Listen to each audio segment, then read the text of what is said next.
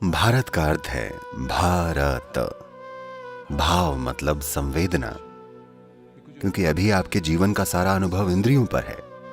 आप जो देखते हैं, सुनते हैं, सूंघते हैं, स्वाद लेते हैं, छूते हैं, ये अलग अलग तरह की संवेदनाएं हैं। भाव यानी संवेदना, भावनाएं इसी से उमड़ती हैं।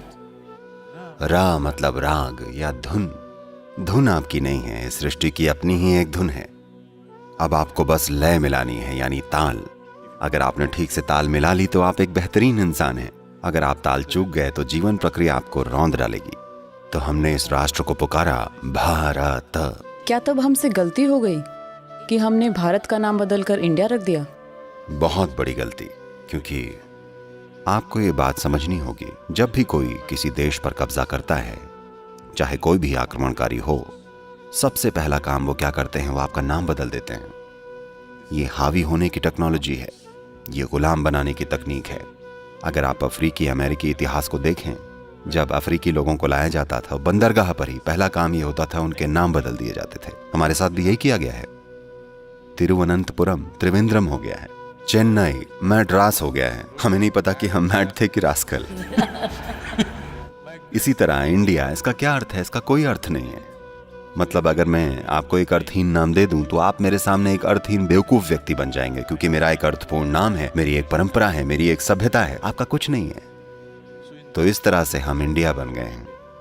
सबसे पहली बात कि देश की अवधारणा हर किसी के मन में रच बस जानी चाहिए, क्योंकि राष्ट्र बस एक विचार होता है।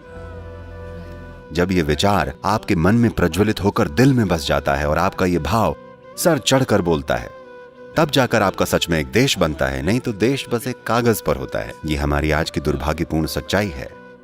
तो कम से कम जब वो 1947 में गए तो पहली चीज हमें ये करनी चाहिए थी कि नाम बदल दिया जाता, और इस तरह बदला जाता कि ये किसी न किसी तरह हर किसी के मन में गूंजता।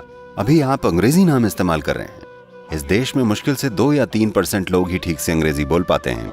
ठीक है, मुझे लगता है कि मैं हमारे वर्तमान प्रधानमंत्री जी से एक निवेदन करना चाहूंगा कि हमें इस देश का नाम बदल के कुछ ऐसा रखना चाहिए कि ये सबके दिल में धड़के। मैं जानता हूं कि बुद्धिजीवियों की एक पूरी भीड़ कहेगी कि नाम में क्या रखा है। अच्छा, खुद को टोबू बुलाइए।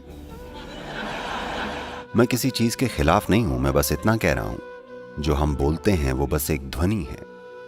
इसका अर्थ सिर्फ एक मनोवैज्ञानिक चीज है, एक सामाजिक चीज। ध्वनि का अपना अस्तित्व होता है और इसमें शक्ति होती है। भारत में शक्ति है। ये शक्ति इस देश के प्रत्येक व्यक्ति के दिलों से होकर गूंजनी चाहिए।